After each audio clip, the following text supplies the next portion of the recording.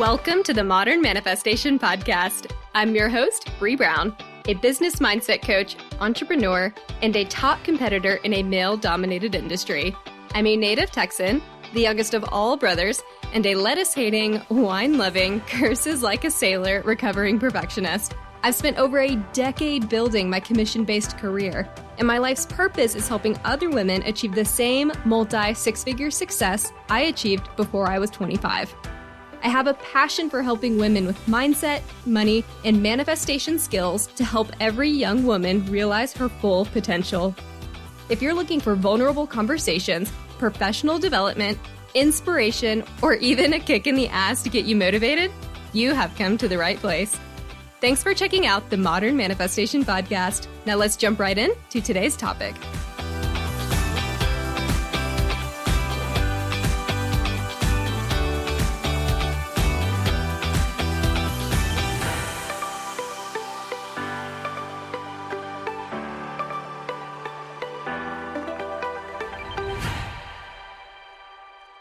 Hello, my fabulous souls.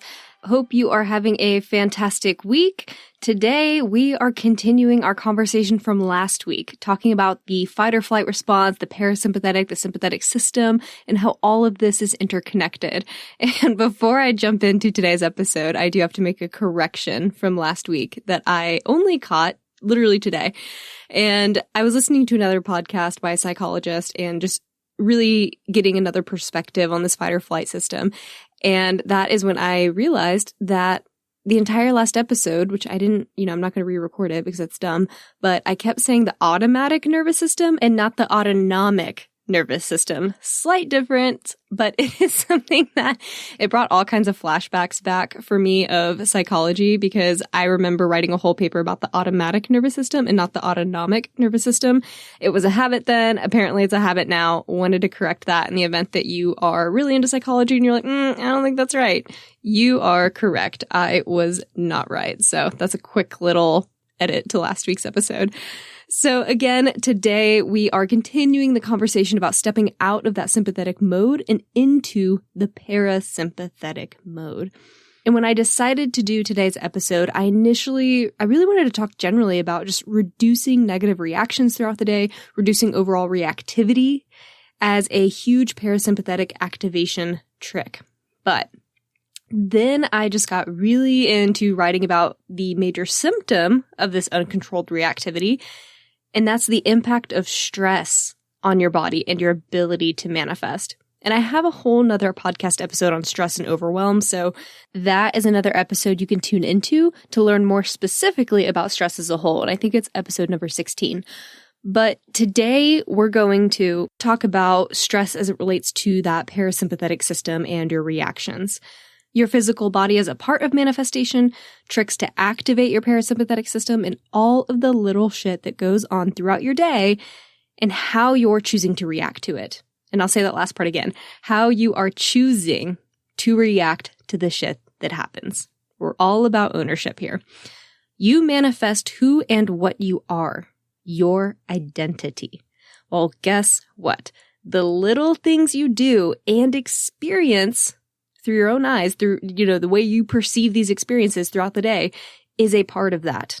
Either a solution or a problem, it totally just depends on you and what it is that you're doing. And your reaction to these things and how that affects your body is a part of that.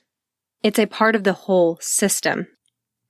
And I once took a course from Eckhart Tolle, and I don't know if it's Tolle or Tolle, whatever. Great guy. Sorry, bro, if you're listening in and I got your name wrong. And he talked about becoming non-reactive and how beneficial this is to stepping into the role of someone who masters manifestation. And I let this idea marinate for a long time, and it really didn't click for me for a while. And recently, it did. Really, when I started diving into this topic. So before jumping into my tips for engaging the parasympathetic system, which I know you're dying to hear about if you're tuning in from last week, and instead of reducing this reactivity component, which again, we're also going to talk about, I'm going to tell you a little bit about my experience with living in the constant sympathetic dominance. And if you've been tuning into this podcast, you've probably heard me mention a few times that I have been on a healing journey for years. I've been trying to heal my body. And for a while, I was trying absolutely everything. Every supplement, therapist, exercise, diet, meditation, you name it, I was trying it. Just trying to reteach my body how to be and stay healthy. But I didn't start seeing anything change until I found out about the parasympathetic system and how that's impacting the body. And all of my symptoms, yet I found out they were all connected, and I just had no idea what my body was telling me. I found out that the constant inflammation in my body wasn't due to dairy, gluten, exercise, or even my sleep schedule per se or individually. I was inflamed and in pain because I was constantly stressed. And yes, those things can also play a part because if you're already inflamed because of stress, sure, you're probably going to be more reactive to dairy, gluten, and not having as much sleep and all of that just because your body's already stressed out. It's already inflamed. So you enter these other things that might be more challenging for your body to process and it reacts negatively. It's kind of a no-brainer, right? It's like if you already have a rash and you go and dump something on it that's really acidic, probably not going to be the best thing for it. Not to say that you can't normally have those things, it just might be amplified in this moment. And here's the thing. When I started going down this process, I had no idea that I was constantly stressed. Like if you'd asked me, I would have been like, oh no, I feel fine. I feel great, normal. I wasn't feeling stressed in the way I did when I had a critical deadline coming up or someone yelling at me or a near car accident or something. But I was still under stress. It was just a different kind of stress, a more subtle accumulation, if you will, of all the things that were going on. Or some people call this like the perceived stresses that are just going on in your day to day, like social media, texts, emails, trash day, traffic, all those little things. And most people also get stressed out by these little things throughout the day. And again, it's not stress in the way you're probably thinking of it. It's just like that perceived and accumulation of stress. But a lot of people are also able to return to that relaxed state afterward, or that parasympathetic system. And that allows them to reset and rebalance their bodies, their hormones, their digestion, everything. But my body wasn't getting to that reset point. It wasn't re-entering the parasympathetic system. It was just staying in sympathetic overdrive. And for a lot of high-achieving women, their bodies can't get back into parasympathetic either. So I found myself spending thousands and thousands and thousands of dollars on a cognitive behavioral therapist, nutritionist, career coach, physical therapist, acupuncturist, chiropractors, dermatologists, masseuse, you name it, I was trying it. Even an herbalist at one point. I was seeing all of these professionals trying to heal different things going on in my body, searching for answers that I could not seem to get. And I didn't realize that all of those symptoms that I was experiencing were interconnected. I was inflamed and it was causing chronic lower back pain, adult acne, dermatillomania, severe weight fluctuation, anxiety, terrible periods. And I'm so thankful that I had the ability to see all of those professionals because after about 3 years of searching for all the answers for all of those things separately and individually and treating them as totally separate issues within my body, I finally found out that they were all caused by the same thing. Those were all symptoms of stress, cortisol.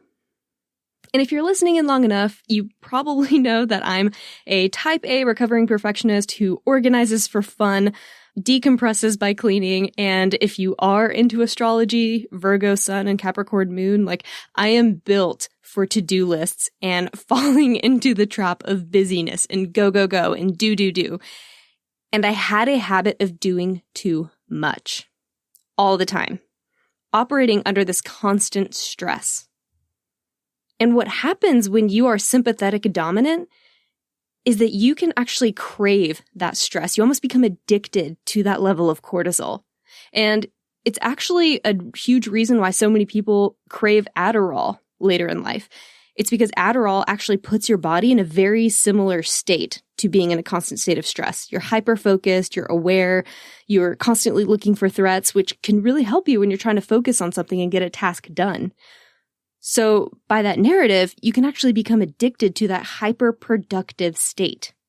And when you're a high-achieving woman, like I'm sure most of you are, it's easy to find yourself always trying to do the next thing, always trying to cram your schedule with more. What else can I be doing?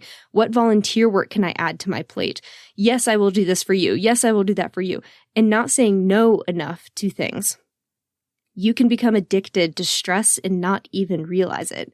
You just say things like, oh, I just love to be busy. I always have to have something going on. It makes me feel good to be busy. But how much of your self-worth is deriving from this busyness or this display of success? So I was constantly stressed, not because I was always under pressure from other people or fearing for my life in any way, in the way that we're designed in order to be stressed. I was just doing too much, overextending myself, and then sort of bragging about everything on my plate. So I'm curious if this sounds familiar to you also. I found myself using this crammed schedule as that source of self-worth for me, not realizing that my body was screaming at me to slow down and chill, sit, feel into the body, to stop self-medicating with food and wine. And it was screaming at me by creating this chronic lower back pain that kept me from doing a lot of physical things I wanted to do for 3 years, with this adult acne that's plagued me, with my anxiety, with the anxiety tics that I had. And thank God I finally had a practitioner that told me that, hey, just so you know, your cortisol levels are through the roof. They're constantly high. And that my body was just not exiting that mode either. I was stuck there. I wasn't allowing myself to enter this rest and digest phase. And as I look into this more, I'm realizing more and more people are experiencing this same, really, I hate to say the word epidemic, because I feel like it's really used right now. But that's really what so many people are in this day and age, because we're constantly accessible. We're constantly reachable. And that in and of itself also creates stress, knowing that at any time someone can bring a fire to you. Hey, this is going on. Did you know? All with the click of a button, your cell phone, right? And the fight or flight response that is engaged is the body's signal to engage that sympathetic system and keep you alert and energized. So I could come out of that state and get into a relaxed state temporarily using something like, acupuncture, massage, yoga, Reiki, but I'd find myself right back into that fight or flight mode almost instantly, within minutes of finishing whatever it was that I was trying to do to help myself relax. And I struggled to get back to that state on my own. So thankfully, when that practitioner told me like, hey, this is what's going on, all of the pieces started falling into place as I did my research. And it's funny because I talk about synchronicities all the time, and this was very much the situation for me. The universe was trying to tell me that this was the case in a million different ways for years, and I just wasn't listening. So my therapist might have said something like, hey, you have high-functioning anxiety. You need to feel into your body more and get out of your head to help separate from that anxiety. My nutritionist would say something like, your hormones are going nuts for some reason. Your adrenals are off the charts. My chiropractor had no physical explanation for my back pain other than inflammation. Couldn't find a cause. My dermatologist had no clue why my diet changes, the supplements, the new skincare routine, the exercise, the removal of dairy and gluten, why those things weren't working to tame my acne. And even a masseuse once asked me why I was so stressed sitting on his table because he could feel my muscles so tensed. And it was funny because I felt completely relaxed. I was like, what do you mean? I feel so relaxed right now. I feel great. And he just kind of raised an eyebrow at me like, are you sure? I just had no idea that I was constantly in stress, or that I was constantly stressed, because I was used to the feeling. I was used to feeling stressed. So of course I had no idea when I was there, when it was my constant. And when I finally started getting to the place of releasing that stress and stepping into that parasympathetic system, I was like, is this what people feel like all the time? Is this how at peace other people feel every day? Like, it was a huge game changer for me, because immediately a lot of my symptoms started improving. And I was just like, holy shit, my entire life I've been in that stress state. I never knew what it felt like to feel peace and to feel good in my body. So I'm so thankful that fight or flight component clicked for me. The stress, cortisol, hormones, inflammation, acne, pain, anxiety, it was all interconnected, and it all came down to staying in that sympathetic system, my inability to relax. And I'd been operating in this state for decades. So I'm still continuing this effort to intentionally reduce my stress levels because it does not happen overnight, right? I mean, I just told you that I have been in this state for decades. It's going to take a while to retrain my brain to form new neural pathways to understand how to deal with stress in a healthier way. So I'm going to give you some more tips here in a second to help you deal with, or to help you re-engage that parasympathetic system. But I do want to let you know that it is going to take a commitment from you to engaging in these things, because I'm still working to address this response to stress, and I've known about it for a while now. And it's because it developed over decades of desensitization to chaos in my environment. And it's going to take time to reteach my body that it's safe and that it can relax, and it doesn't need to be constantly on alert. So why do I share this with you today? Even though I've learned how powerful the mind is, especially on your body, I'd seem to have lost that sense of connection, or I just wasn't making that connection, that mind-body connection. So I wanted to bring this to you today in case that is a part of your healing journey that you haven't quite stumbled upon yet. I want to save you years of going through what I was doing and just try to give it to you straight, because if you can save yourself thousands and thousands of dollars and years of seeing all of these professionals in order to try to figure out your symptoms, hopefully this is for you, and this can help you heal your body so that that's one less thing you have to stress about when you're trying to manifest that best life. Your body is a part of the manifestation equation, and stress, when internalized from those exterior circumstances, will impact your body as much as your mind. And if I was experiencing that much physical pain and just discomfort from all those symptoms combined, what was that doing to my vibe, my identity? I don't want to manifest more stress for myself, and yet I was operating as a constantly stressed person, wondering why more things were popping up for me to be stressed by. It's like I want to go back in time and put a giant duh stamp on my forehead. And lately, I have run into so many women with similar stories who shared similar journeys to mine. And it's like, why weren't we taught this in school? Why weren't we taught more directly about, hey, if you're noticing this later in life with your body, you should probably stop and look at this nervous system component. And I feel like women have a tendency to push through the pain to get shit done. We're extremely efficient, and we set aside our stress and often our own needs in pursuit of success, or in pursuit of the team goals, whether that's family, your coworkers, etc. Many women have shared their fight or flight stories with me, and they have suffered from things like, as a result of their fight or flight response, PCOS, weight problems, psoriasis, autoimmune disorders, eczema, gluten insensitivity, acne, shoulder pain. The list goes on.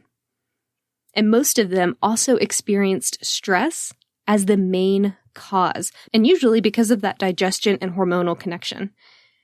And their symptoms got better when they started working to engage that parasympathetic system and handle their stress better, to step out of the chaos and the constant cortisol levels. So I had to ask myself a few weeks ago, how many women are out there dealing with their own pain and their own symptoms that are part of their identity now, impacting their daily life and habits, feeling lost and not sure where to go from here? They have tried everything and they can't figure it fucking out. They want to be healthy. They're doing all the right things. And they're just like, I don't get it. Why am I not healthy yet? I have been doing everything right. I feel you. I have been there. I have asked those questions of myself. And when you realize how much the sympathetic system impacts your body, you begin to understand why it's important to stay out of it when you can, to re-engage that parasympathetic system. And I touched on this in the last episode, but I'll mention it again. The symptoms of operating in sympathetic dominance are suppressed lubrication, so dry skin, dry mouth, dry scalp, receding gum lines, decaying teeth, libido issues, all of that's related to that lubrication component, high blood sugar, so increased insulin sensitivity, digestion issues, weight fluctuations. If you've ever noticed that you've lost weight after a relaxing vacation, it's usually because your stress levels came down. When you're on that sympathetic system, you're also more jumpy. You're caught off guard a lot and it scares you. So it's because you're in that fight or flight response. You're constantly looking out for a threat. It's like you get pounced on. And it's interesting that that is a shared symptom of PTSD. You also might sweat too much in the sympathetic system. You might have trouble sleeping. You may have memory issues, brain fog, chronic pain. hormonal issues, respiratory issues, because all of that is interconnected with not being in the parasympathetic system. So my inflammation from stress was and still is impacting my ability to take manifestation to the next level because it keeps me from doing the things that I would do if I weren't in this pain and experiencing these issues. And they are getting better, don't get me wrong, but it is a process, right? These aren't things that change overnight. And in the past, they've distracted me from the good because I'm doing all these positive things for myself, but then I would have a moment of non-gratitude, or I don't know what the other word for that would be, where I would just flicker to my back pain and just be like, God, why me? Like, why am I still dealing with this? I'm doing everything right. You know, it's like that negative little jest coming in my mind. So I still have some clearing to do before I can shake off inflammation as a part of my identity, because I really got to work through healing this and getting back into that parasympathetic system more consistently. And it takes time. So not long ago, I had to have a heart-to-heart with myself, because I knew a lot of the things that would help me relax and help me get to that parasympathetic state, and I wasn't doing them. And the reason I wasn't doing them is because I didn't see them as productive. Again, we have a tendency to just go, do all these things that we think are going to take us to that next level of success. And if something doesn't seem like it's productive in the way that we are used to seeing productivity, which is the doing, then it's hard for many of us, and myself especially, I was definitely experiencing this. It's hard for us to do those things. So in my heart, I had to ask myself, how can I get to that next level of success when my body isn't handling the status quo? When my body didn't feel good? What was my identity if I were someone who pushed through the pain as a means to success if it meant tearing apart my body in the meantime? How can I manifest more peace and freedom when I feel trapped in my body from pain? What does that say about my identity? And how can I manifest health and happiness when I was experiencing frustration within the body? So these were all things I was thinking about. And then I knew some of the tools to help me get into the parasympathetic system, and I still wasn't doing them. Because again, the tips that I'm going to mention later, some of them include, yoga, meditation, things like that. Historically, I never considered those productive. But isn't it productive to feel good? And here's the other thing about the parasympathetic system, which is fascinating. When you actually step into that and you lower your stress response, cognitively, you are more productive because you don't have that additional stressor. So you don't have the brain fog, the memory loss, the things that are associated with being in constant stress. So you're actually more productive in the long run when you make space to help yourself get into that parasympathetic system. So it's one of those things that it doesn't seem like the most intuitive answer, but it is. So I'm really thankful to my pain or to my body rather, because it's just let me know that my status quo had to stop. I had to start engaging in some of these healthier habits. And my body was giving me signs that I just hadn't been operating from a healthy place. And I knew that I had to make those lifestyle changes to resolve this, that it was the only way. I knew what to do. I wasn't doing it. I knew I needed to do it because my body, my environment, my mind, they all need to be in balance to manifest the massive success we're headed for. So think about it. Are you separating your physical body and any symptoms you're experiencing from the ability to manifest? Because it's all one working unit. You have to take care of both. You can't be doing all the personal and professional development and all the mindset stuff and then ignore the physical pains or the physical symptoms that you're having and pretend like it doesn't connect. We're learning now in science that your mind and body are far more connected than we ever thought. So we have to honor that. We have to honor that as a part of the manifestation pie of manifestation. I don't know. It's a little pie and there's a little sliver for your symptoms and it's part of everything. The little stressors matter. So the answer you've probably been waiting for, how can you activate the parasympathetic system? The first tip I have for you, I think there's 9 in total, engage in idle tasks. Prompt the body to relax through mindless rituals or idle tasks. Find something that you can lose yourself in that won't engage stress over the finished outcome. So don't start something if you are so engaged and worried about what the final product's going to look like. This has to be something that you can just do that gets you out of your head and just into something physical. So for some people, this could be art, dancing, cleaning even is a really popular one, cooking, gardening, things as simple as peeling potatoes or tilling dirt. Those are great because they get you out of your head and into your body. Decompressing. Think about how much time we had for idle tasks even 50 years ago. Hell, 20 years ago before technology was really running wild. We had so much more time to do the mundane tasks. And now we're so focused on hyperproductivity that idle tasks are often outsourced. So we're not even doing the things like the peeling of the tomatoes and the potatoes, washing the dishes, or really anything that just gets you doing something that is very rhythmic, ritualistic, very idle. And these things can be so healing. And the key is to not multitask while you're doing these things, by the way. And you know who you are. Don't try to learn a language while gardening, or listen to a podcast while doing the dishes, or do anything that gets you back into your head. It's not about the multitasking. This is about a redundancy that helps you get into relaxation, not productivity.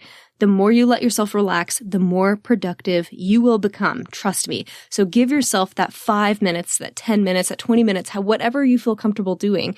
Actually, hell, I don't care if you're comfortable with it or not. Give yourself some time to sit into that and to feel into it. And yes, at first you're going to be battling with your inner ego. It's like, oh, we should be more productive in this time. Ignore it. They've been running the ship for long enough. You know what that's doing to your body. Now you have an opportunity to try things differently. It's like that saying goes for like crazy people are the ones that keep repeating the same thing and expecting a different outcome or something. It's the same idea. If you've had these symptoms for so long and you have been that multitasker, see what it's like to not be that multitasker. The second tip I have is mild exercise. Not the HIIT-based workouts that will stimulate cortisol, but the more mild workouts like a long run, walk, yoga, bike ride, etc. Anything that gets your body moving in a slower rhythm. It's burning off some of that cortisol that's already in you, but not so much so that your body's producing more. It's rhythmic, it's slow, it doesn't stress your body out, and it does really great things for your hormones. Third tip, belly breathing. Most people have a tendency to breathe and raise the chest instead of expanding the belly when we breathe. And a lot of people actually learn this over time because of, movies and vanity issues. They think that they look fatter if they're belly breathing. But chest breathing is harmful from a stress perspective because chest breathing is usually more shallow, and it usually can help us activate the sympathetic system, which we don't want. Where slow belly breaths, deep inhales, deep exhales, that's why people do them, especially before public speaking. You'll always hear people in the back, or they might, if they're ever talking about tips they have before public speaking, they'll be like, I take deep breaths in, out. That helps you engage that parasympathetic system. Because slow, rhythmic breathing tells your body it's safe, it's relaxing, it's okay to be. We don't have anywhere to go because there is no perceived threat near. The fourth tip, slow down. Slow down in every aspect of your life. Slow your voice. So how quickly are you talking? I can always tell I'm stressed by how fast I speak. So if you ever listen to public speakers that are up on stage and you just feel like you can't listen to a word because they're just like, that is a stress response. So slow down the way you speak, slow down your breath, slow down your routine. Are you doing too much too quickly throughout your day? Are you cramming in too much? Is your morning routine a giant chaotic mess to get out the door, jumping from task to task? Slow down your walking speed. And I'm looking at my fellow efficiency babes. I used to be it was almost like a competitive speed walker while running errands. Slow down. Slow down while you eat. Try to actually taste every bite. Notice the texture of your food. See if you can give it some adjectives as you're eating it. Eating should be pleasurable, and it's only pleasurable and satisfying when it sits in your mouth, because that's where your taste buds are, not when it gets to your stomach. So slow down eating and enjoy the tastes. This can feel very cringeworthy at first. I'll admit it. It's been very hard for me. But your body will appreciate the rest signal that this slowness brings. It tells you that you don't need to rush because there is no threat chasing you.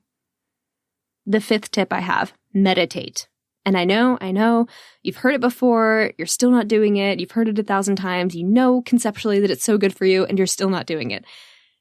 But meditation is a body-focused activity, and it's an amazing signal for your body that says we are safe. We are safe to sit, to be, to rest, to slow down, to check in with our physical body.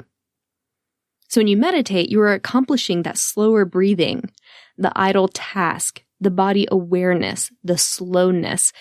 So of course, it's going to help you engage the parasympathetic system. So you want to talk about productivity? That was like 4 tips right there that help you get into your parasympathetic system. So imagine meditation as a parasympathetic system supplement, because it does so many things to help you get there. And when you do it consistently, you teach your body how to access that parasympathetic system easier when you do face a stressor. So in a little bit, we're going to talk about reactions. Meditating helps you mitigate your reactions.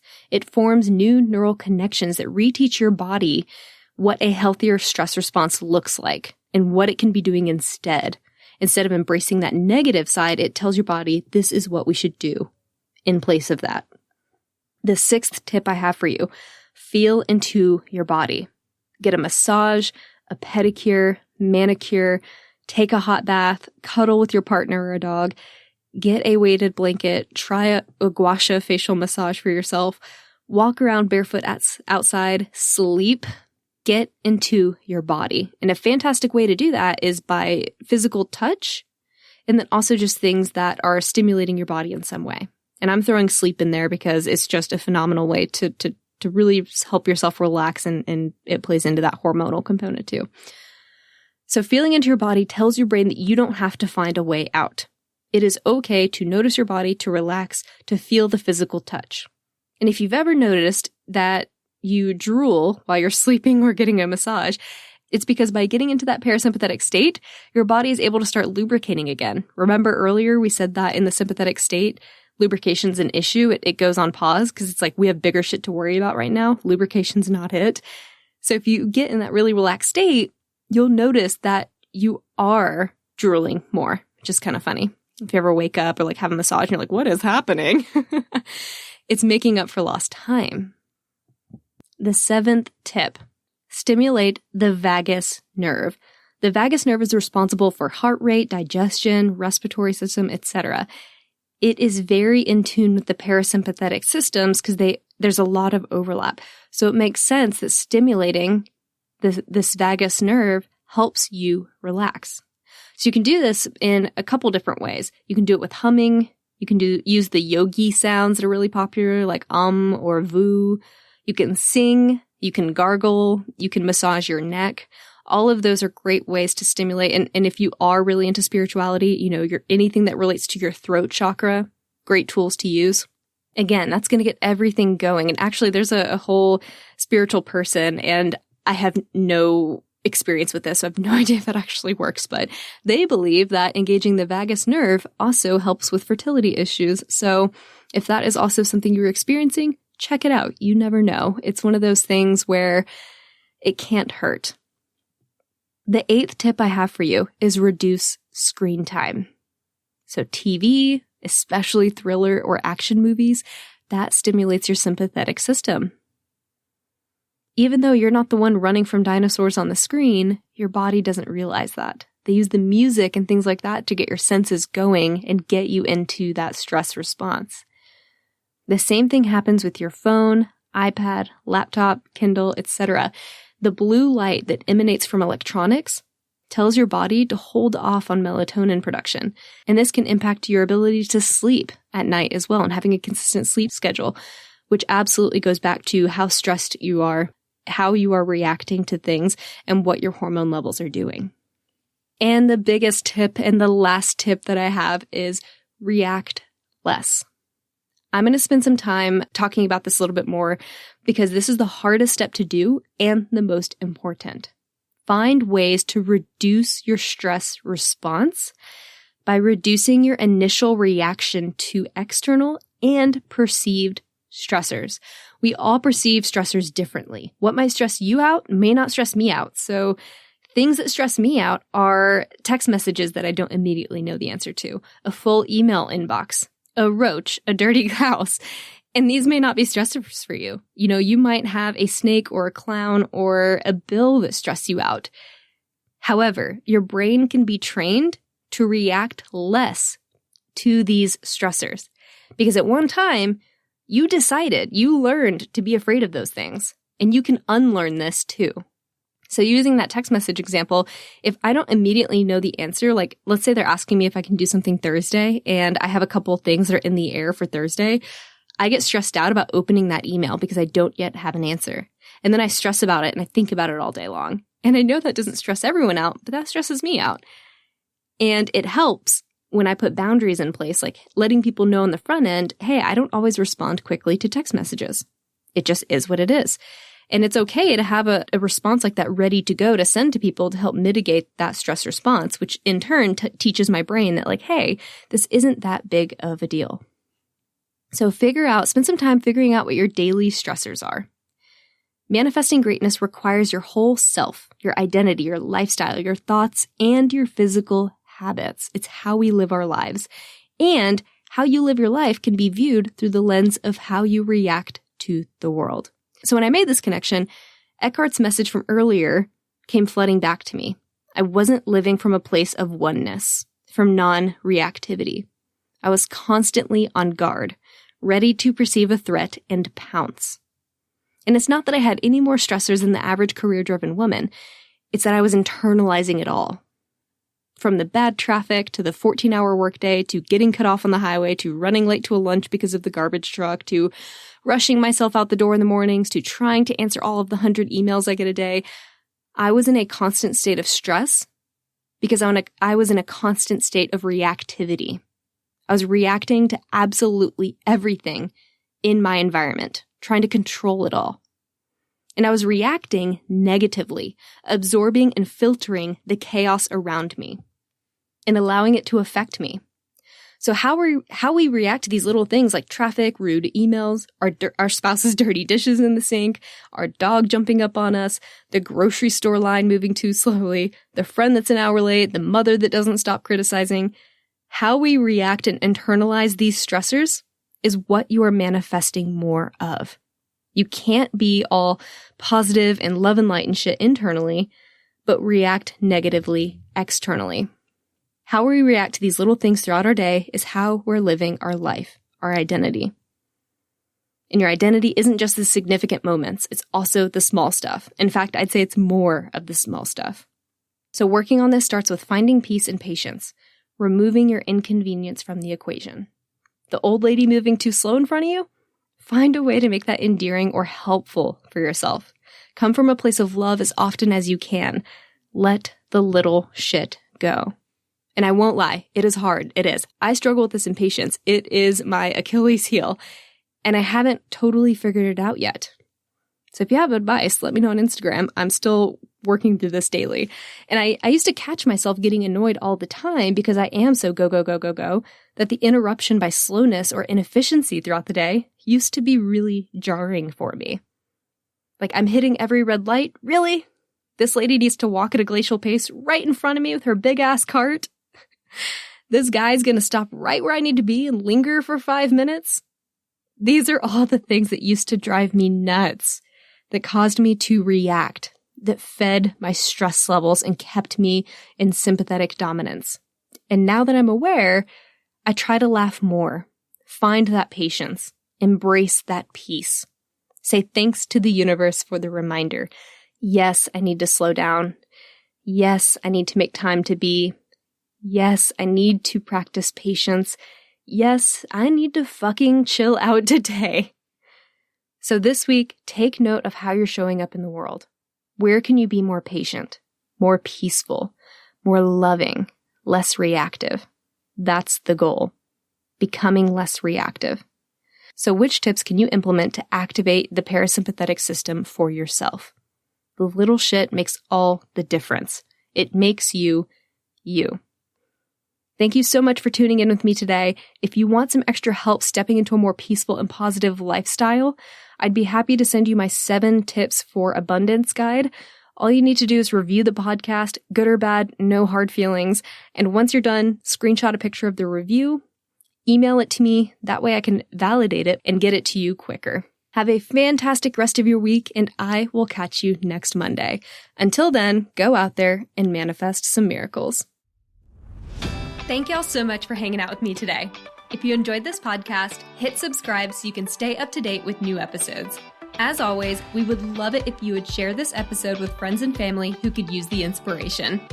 As a new podcast show, we would really appreciate your honest feedback so I know what you like and what you could use more of. As a thank you for leaving us a rating, we will send you our 7 weekly tips to create space for abundance. Make sure you screenshot your review and email it to us at hello@themodernmanifestation.com so we can send them straight to your inbox. If you'd like to stay connected, you can find us on Instagram or Facebook at Modern Manifestation, or you can head to our website at themodernmanifestation.com. Thanks again for joining me, and I will catch y'all in the next episode.